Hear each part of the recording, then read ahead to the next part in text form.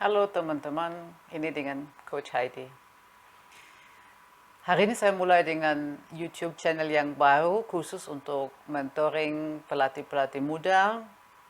Ada beberapa yang saya kenal, tapi mungkin melalui YouTube channel ini bisa juga ada beberapa remaja atau pemuda atau mungkin juga orang tua yang merasa bahwa mereka sebenarnya juga punya talenta dan kemampuan untuk melatih dan hanya belum pernah coba atau belum pernah berani untuk mencoba. Saya mau berikan inspirasi, saya mau berikan semangat, saya mungkin mau berikan beberapa cerita yang akan berikan Anda semangat untuk terlibat dalam dunia melatih. Sebagai pelatih atau sebagai orang yang mau melatih, yang paling penting pada awal itu untuk tanya diri sendiri, mengapa Anda mau melatih? Mengapa Anda mau terlibat dalam pelatihan anak-anak, remaja, pemuda, atau mungkin juga pemain profesional dalam olahraga apapun. Saya seorang pelatih sepak bola. Saya punya lisensi UEFA B, jadi saya ambil lisensi dari Jerman dan sudah melatih beberapa tim. Saya melatih sejak tahun 2002. Awalnya saya melatih bola voli. Mengapa bola voli duluan? Karena dulu lebih dari 10 tahun saya main dalam klub bola voli di Jerman.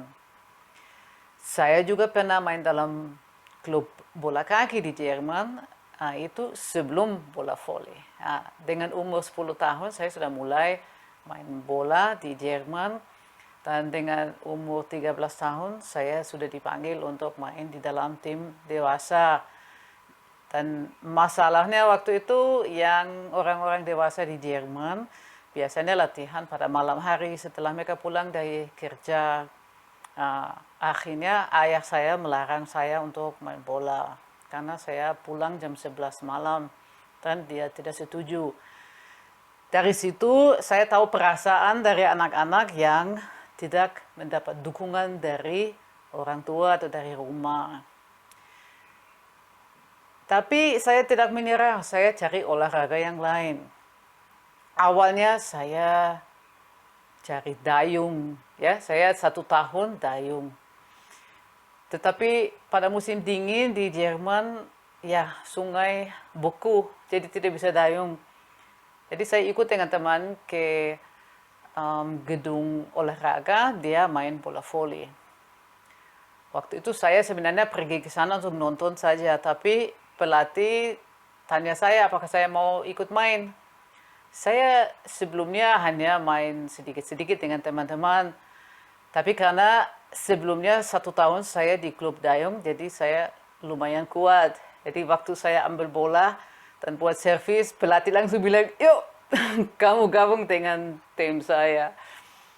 Siap. Dan saya pikir, kenapa tidak, masih musim dingin jadi belum bisa dayung. Jadi saya gabung dengan tim bola voli. Dan dari situ setiap tahun kita naik level, jadi sampai divisi keempat di Jerman saya ikut di tim bola voli. Tetapi hobi saya selalu sepak bola. Walaupun saya di klub bola voli, pada akhir pekan kalau ada waktu saya biasa main sepak bola juga dengan teman-teman. Waktu saya ke Papua pada tahun 1996,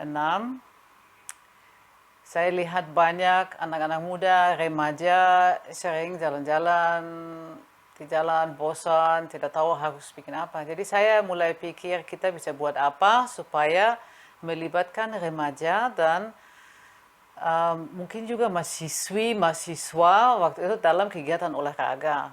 Kita lihat banyak pertandingan sepak bola waktu itu berakhir dengan saling pukul-memukul, berkelahi. Jadi suami saya waktu itu mengajar di sekolah teologi.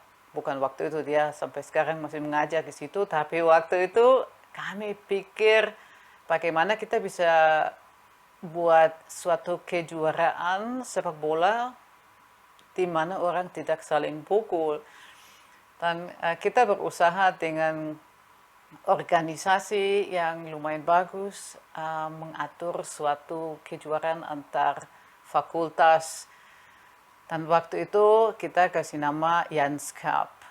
Karena anak kami namanya Jan dan kami tidak mau ambil nama kita sendiri, jadi kita kasih nama Jan. Jadi dari situ mulai Jans Cup tahun 1999. Dari beberapa tim yang awalnya gabung langsung bertambah banyak. Dan kita selalu melibatkan mahasiswa dan mahasiswi untuk bisa membantu untuk mengurus. Dan kita sengaja tidak pakai security. Kita tidak mau pakai polisi atau tentara untuk minta mereka untuk jaga. Kita mau berikan semangat kepada mahasiswa, kalian bisa sendiri. Dan setelah beberapa kali kita jalankan Jans Cup, ada beberapa perempuan yang mengeluh, aduh harus ada juga kejuaraan untuk perempuan. Dari situ kita ambil keputusan, oke, kita mulai dengan satu kejuaraan antar fakultas untuk perempuan, kita kasih nama Julia's Cup. Karena anak kita namanya Julia, dia juga main bola, jadi masuk akal. Dari situ muncul Julia's Cup juga beberapa tahun kita jalankan.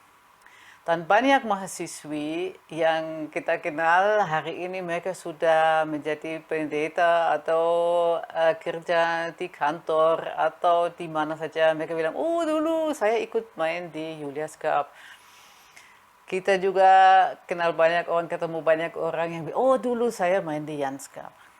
Sayang sekali setelah kita berhenti karena sudah tidak bisa jaga keamanan sendiri karena terlalu banyak orang turun ke kota, datang dari kampung-kampung ke kota dan banyak yang belum tahu situasi dan disiplin yang sebenarnya kita sudah jalankan di kejuaraan Jans Cup dan Julia's Cup.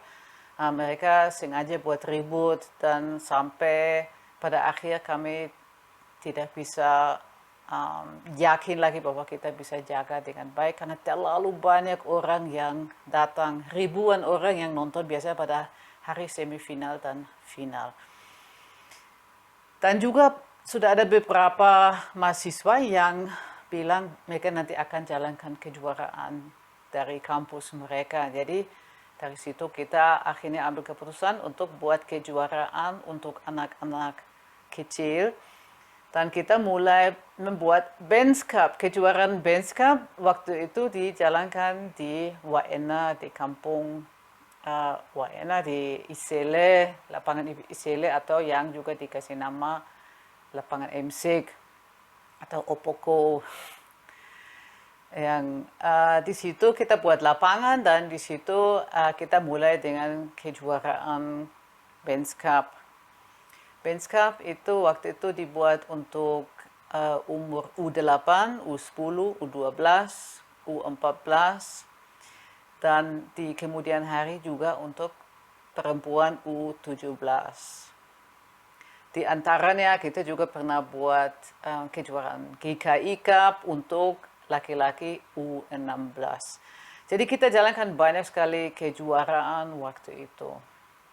Dan kita juga selalu berikan motivasi dan semangat kepada orang lain untuk menjadi pelatih dan untuk menjadi jujur, tidak curi umur.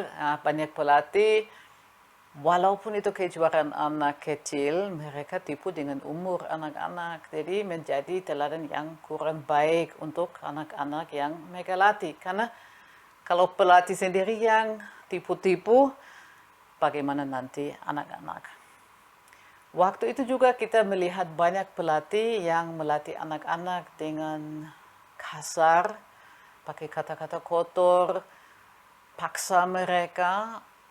Tapi juga ada beberapa pelatih yang dengan senang hati, dengan cara kekeluargaan melatih anak-anak, sampai anak-anak bisa berikan yang terbaik. Dari situ kita lihat ada banyak orang yang mungkin punya niat yang baik untuk melatih anak-anak, tapi mungkin masih sedikit bingung bagaimana nanti cara jalankan suatu tim atau suatu klub. Dari situ saya mulai melatih satu tim putri. Tahun 2009 saya mulai melatih tim Galaneta Persipura, dan dengan tim itu saya berusaha untuk menciptakan suasana kekeluargaan di dalam tim karena anak-anak dari banyak suku yang berbeda. Dari awal saya selalu bilang saya mau ambil pemain yang punya talenta, yang punya motivasi untuk berkembang, yang mau belajar, yang mau main dengan anak-anak dari suku yang lain, dan yang juga mau belajar untuk memperbaiki karakter mereka. Jadi saya tidak peduli anak-anak yang saya pilih dari keluarga yang mana, apakah mereka miskin atau kaya, atau mereka dari suku yang mana. Yang saya peduli apakah mereka punya motivasi untuk mau latihan dengan terus-menerus, dengan kontinu, dan apakah mereka mau berkembang baik dalam skill dan juga dalam karakter. Dengan demikian kita membentuk tim dari anak-anak dari banyak suku yang berbeda, dan pada akhir tim itu berhasil untuk menang banyak kejuaraan. Keberhasilan itu bukan datang dengan sendirinya, tapi dengan kerja keras dan banyak perubahan karakter dalam tim.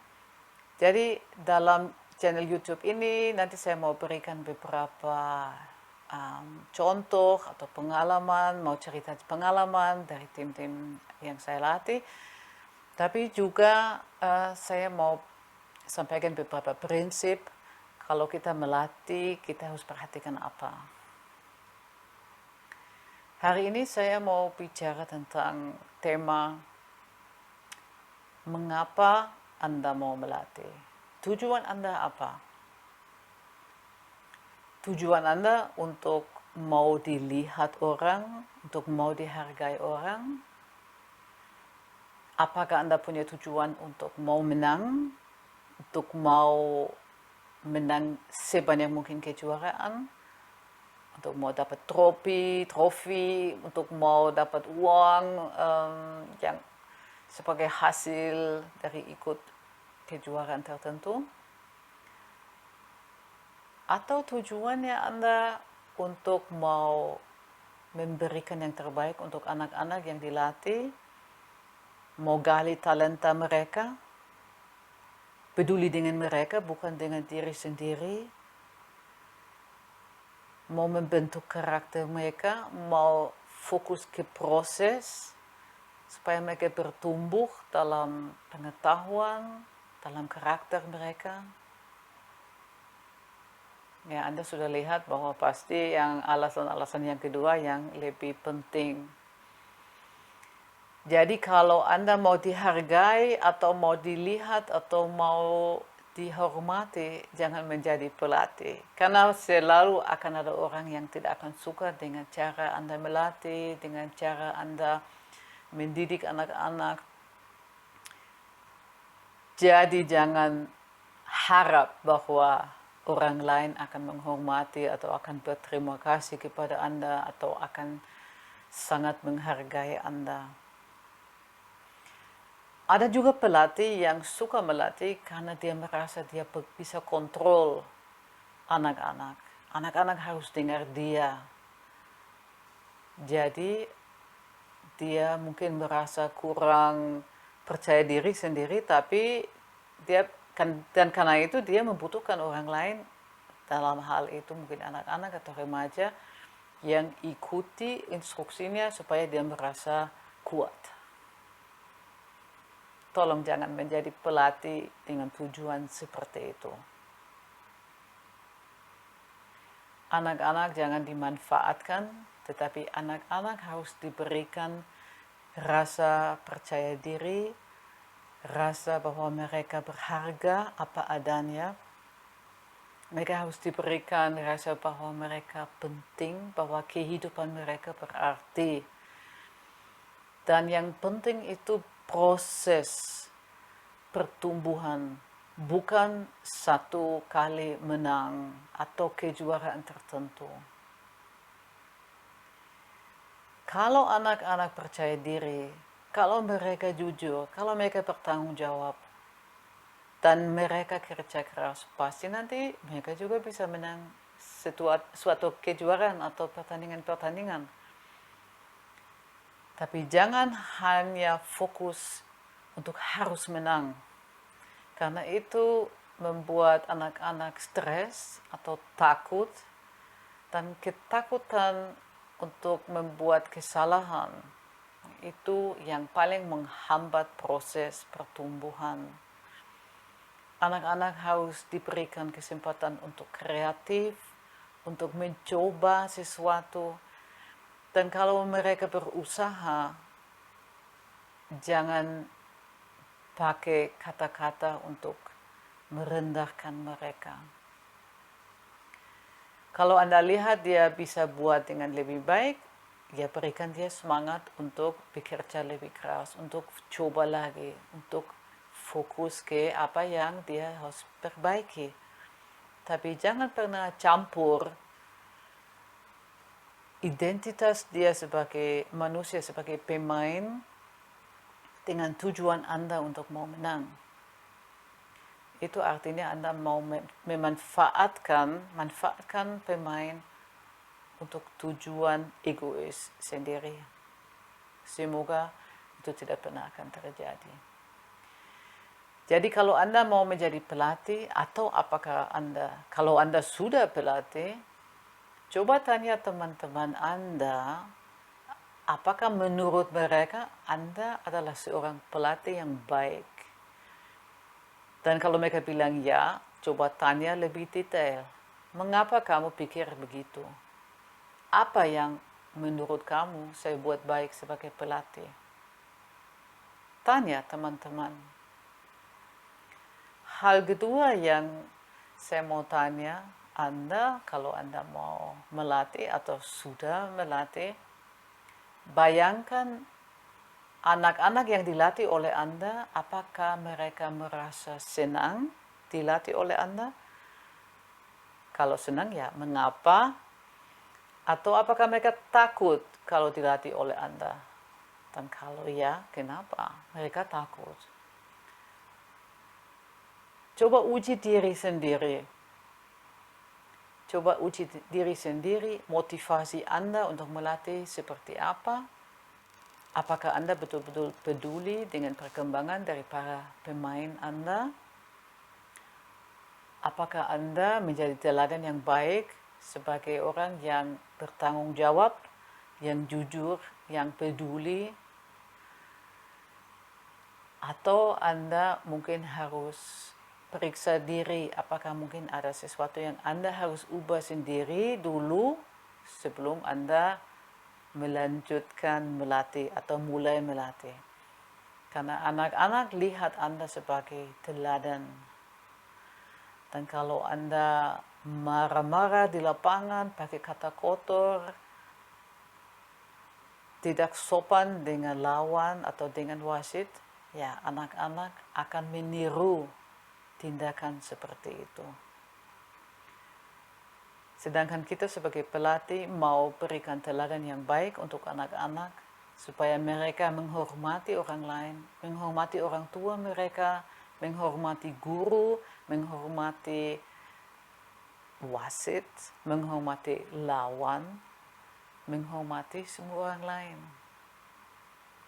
Pelatih berikan teladan untuk bertanggung jawab, tepat waktu, kumpul sampah, bukan buang sembarang.